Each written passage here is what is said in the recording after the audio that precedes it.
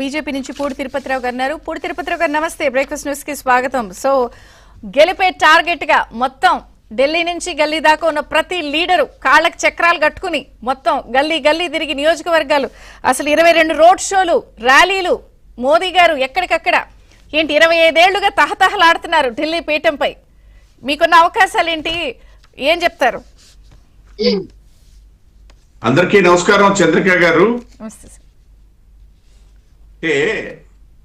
ఇవాళ ఢిల్లీ ఎన్నికలనే కాదు, భారతీయ జనతా పార్టీ ఏ ఎన్నికల విషయంలో అయితేనేమి అది గల్లీ నుండి ఢిల్లీ వరకు అని చెప్పొచ్చు, లేదా పంచాయతీ నుండి పార్లమెంట్ వరకు అని చెప్పొచ్చు. ఏ ఎన్నికలైనా సరే మేము తీసుకునే విధానం ఒకటే విధానంగా ఉంటుంది. ఎందుకంటే ఒక ప్రణాళికాబద్ధమైనటువంటి గెలుపోటములు అనేది వేరే విషయం.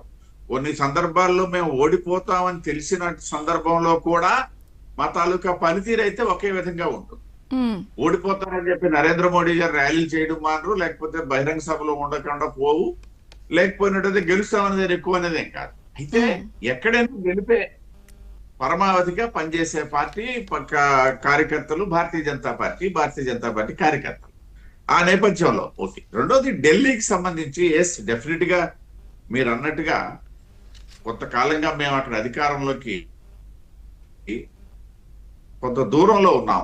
అంటే ఇక్కడ గమ్మత్తైన విషయం ఏంటనేసి అంటే 2013 ఆపు తాలూకా అవకాశం ఎలా వచ్చిందనేసి అంటే, ఆ రోజు దేశవ్యాప్తంగా కాంగ్రెస్ క్షీణించిపోతున్నటువంటి అంటే స్కాములతో A to Z స్కాములతో క్షీణించిపోయినటువంటి పరిస్థితుల్లో ఆపు ఒక రకంగా ఇవాళ కేజ్రీవాల్ గారు, సరే అన్నా హజారే ఉద్యమం నుండి వచ్చినటువంటి ఆ రోజు వేరే ఉంది పరిస్థితులు. అన్నా హజారే గారు రాజకీయానికి వాడుకోనంటే ఈయన రాజకీయానికి నేను రాజకీయ పార్టీ పెడతానని చెప్పి ఆపు పెట్టుకొని కొంత వివాదాస్పదం అయినప్పటికీ కూడా ఆ రోజు విజయం ఎలా వచ్చిందనేసి అంటే కేవలం కాంగ్రెస్ వైఫల్యాలు, దేశవ్యాప్తంగాను వైఫల్యాలు, రాష్ట్రంలో కూడా. సరే ఆ వచ్చినటువంటి విజయం ఆ తర్వాత ఢిల్లీ ఓటర్లు, ఇందాక మీరు చెప్పారు, ఢిల్లీ ఓటర్లకి దేశంలో ఉన్నటువంటి అందరు ఓటర్లు కూడా ప్రాతినిధ్యం వహిస్తారు. అంటే ఆంధ్రప్రదేశ్ ఓటర్లు ఢిల్లీలో ఉంటారు, అస్సాం ఓటర్లు ఢిల్లీలో ఉంటారు, కాశ్మీర్ ఓటర్లు ఉంటారు, కేరళ ఓటర్లు కూడా ఢిల్లీలో ఉంటారు. కాబట్టి అదొక ఒక భిన్నమైనటువంటి ఓటర్లు ఉన్నటువంటి పరిస్థితి. సో ఈ నేపథ్యంలో అక్కడ ఒకటైతే మాత్రం గత 2 ఎన్నికల్లో అంటే పుల్లారావు గారు చెప్పారు, డెఫినెట్ గా కొద్ది రోజుల ముందు ఆయన అక్కడ మొదటిసారి మధ్యంతర ఎన్నికలకు వెళ్ళడం జరిగింది. సో ఏ ఎన్నికల్లో తీసుకున్నా సరే ఢిల్లీ ఓటర్ ఒక విలక్షణమైనటువంటి తీర్పు ఇచ్చారు. పార్లమెంట్ కు వచ్చేసరికి ఖచ్చితంగా భారతీయ జనతా పార్టీయే ఉండాలి అని చెప్పేసి జరిగినటువంటి 3 ఎన్నికల్లో నిరూపితమైంది. అసెంబ్లీకి వచ్చేసరికి గడిచినటువంటి ఎన్నికల్లో ఆ పార్టీ ఉంటే బాగుంటుంది అన్నటువంటి ఒక ఆలోచన అక్కడ వ్యక్తమైనటువంటి మాట వాస్తవం. సరే ఢిల్లీలో ఎంతమంది ఓటర్లు ఉన్నారు, మళ్ళీ ఓటింగ్ సరళి కూడా తక్కువగానే ఉంటుంది, ఓటింగ్ కూడా ఎక్కువ వెళ్ళే వాళ్ళు లేరు. అందులో మధ్యతరగతి, దిగువ మధ్యతరగతి, లేకపోతే పేద వర్గాల, లేకపోతే ఉన్నత వర్గాల అనేది మళ్ళీ పక్కన పెడితే, ఈ నేపథ్యంలో వచ్చినటువంటి పరిస్థితి, ఇవాళ ఉన్నటువంటి పరిస్థితి అయితే గతంలో ఉన్నటువంటి 3 ఎన్నికలు 4 ఎన్నికలకి భిన్నంగా ఉంది.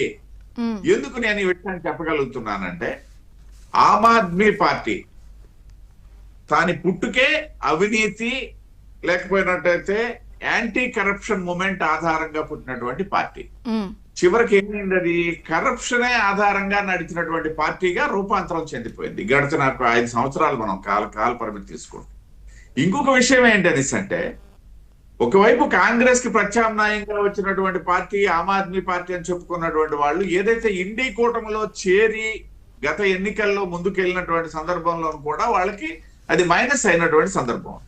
ఎందుకంటే ఇండీ కూటమి పరిస్థితి ఏంటి, ఢిల్లీలో కుస్తీ, గల్లీలో దోస్తీ, ఈ విధంగా కదా ఉంటుంది. ఇప్పుడు ఆంధ్రప్రదేశ్కి వచ్చేసరికి ఇక్కడ ఒకటేమో ఆప్ ఎవరో తెలియదు. ఇప్పుడు మా సోదరులు డాక్టర్ సుధాకర్ గారు ఉన్నారు, వాళ్ళకి కాంగ్రెస్ కి అసలు సంబంధమే ఉండదు ఇక్కడ, లేదా తమిళనాడులో సంబంధం ఉండదు. కానీ కొన్ని రాష్ట్రాల్లో కలిసి పోటీ చేస్తారు, కొన్ని రాష్ట్రాల్లో విడిగా పోటీ చేస్తారు. ఈ ప్రభావం కూడా ఇవాళ ఆప్ మీద పడింది. రెండవది, మనం ఒక ఆలోచన చేసేటప్పుడు ఏంటనేసి అంటే, 3వ పర్యాయము నరేంద్ర మోడీ గారి ప్రభుత్వం వచ్చిన తర్వాత దేశవ్యాప్తంగా ఉన్నటువంటి ప్రజల తాలూకు ఆలోచన సరళిలో ఒక మార్పు వచ్చింది. అంటే మళ్ళీ మీరు అడగొచ్చు, గత ఎన్నికల్లో మీకు సీట్లు తగ్గాయి కదా అని చెప్పేసి. నేను అప్పుడే చెప్పాను, ఇప్పుడు చెప్తున్నా. సీట్లు తగ్గిన మాట వాస్తవము.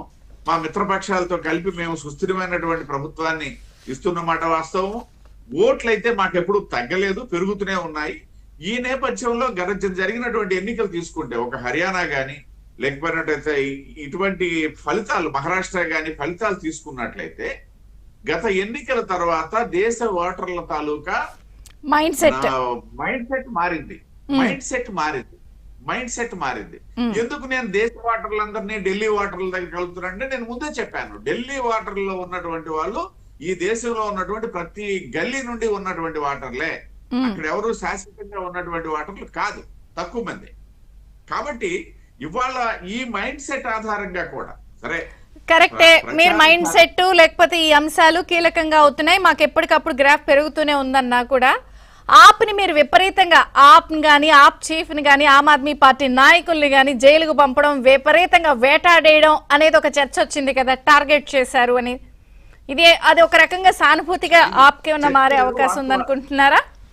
చర్చ వేరు, వాస్తవాలు వేరు. మేము వాస్తవాల ఆధారంగా అక్కడ కేజ్రీవాల్ తాలూకా అవినీతి ఆధారంగా ఇవాళ కేజ్రీవాల్ లేకపోయినట్టయితే ఇక్కడ పక్కనే ఉన్నటువంటి తెలంగాణలో కూడా కవిత గారు కూడా అందులో భాగస్వామి, లేకపోతే ఇంకొంతమంది భాగస్వాములు.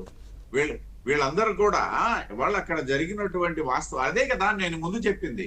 ఇవాళ అవినీతి లేకపోయినా అవినీతి నిర్మూలన ఆధారంగా వచ్చినటువంటి ఆప్ పార్టీ అవినీతి మురికి కోపంలో కూరుకుపోయిందని చెప్పడంలో సందేహం లేదు. ఎందుకని ఇవాళ ఒకవేళ మనం ఇవాళ చంద్రబాబు నాయుడు గారిని నేను ఎగ్జాంపుల్ గా తీసుకుంటాను. గత ప్రభుత్వం ఏం చేసింది? అడ్డమైన కేసులు పెట్టి జైల్లో పెట్టింది. ఇవాళ కేసులు ఏమవుతున్నాయండి చంద్రిక గారు? ఏమైనా నిలబడుతుందా? వాస్తవాలు లేవు కాబట్టి నిలబడట్లేదు. అదే పరిస్థితి ఇవాళ అక్కడ వాస్తవాలు లేకపోతే కేజ్రీవాల్ నిజంగా సచ్చీలుడు అయినట్టయితే, లేకపోతే ఆయన నిజాయితీ పరుడైనట్టయితే, ఆయన కరప్షన్ సంబంధించినటువంటి ఎలిగేషన్స్ ఆయనకి లేకపోయినట్లయితే ఖచ్చితంగా ఆ కేసులు నిలబడవు కదా. కాబట్టి అక్కడ ఉన్నటువంటి ప్రజలు విశ్వసించారు. ఏదైతే అవినీతి నిర్మూలన ఆధారంగా వచ్చినటువంటి ఆప్ పార్టీ కూడా సాంప్రదాయిక కాంగ్రెస్ పార్టీ లాగానే, సాంప్రదాయకమైనటువంటి ఇతర పార్టీల లాగానే జస్ట్ వాళ్ళ అవినీతి అక్రమాలు కుంభకోణాలే ఈసారి మీకు ప్లస్ అనుకుంటున్నారు. నాట్ ఓన్లీ దట్ నేను ముందు చెప్పాను. అందువల్లనే భారతీయ జనతా పార్టీ ఎన్డీఏ కూటమి పట్ల గత ఎన్నికల తర్వాత మూడో పర్యాయం నరేంద్ర మోడీ గారు ప్రధాని పీఠం అధిరోహించిన తర్వాత జరుగుతున్నటువంటి మార్పుల నేపథ్యంలో దేశవ్యాప్తంగా మారినటువంటి ఓటర్ల తాలూకా మైండ్ సెట్ ఆధారంగా కూడా నేను చెప్తున్నా. రెండో వైపు ఉన్నటువంటి కోణాన్ని కూడా నేను అందువల్ల ఆవిష్కరించడం జరిగింది. పుల్లారావు గారు ఒక్కసారి మీతో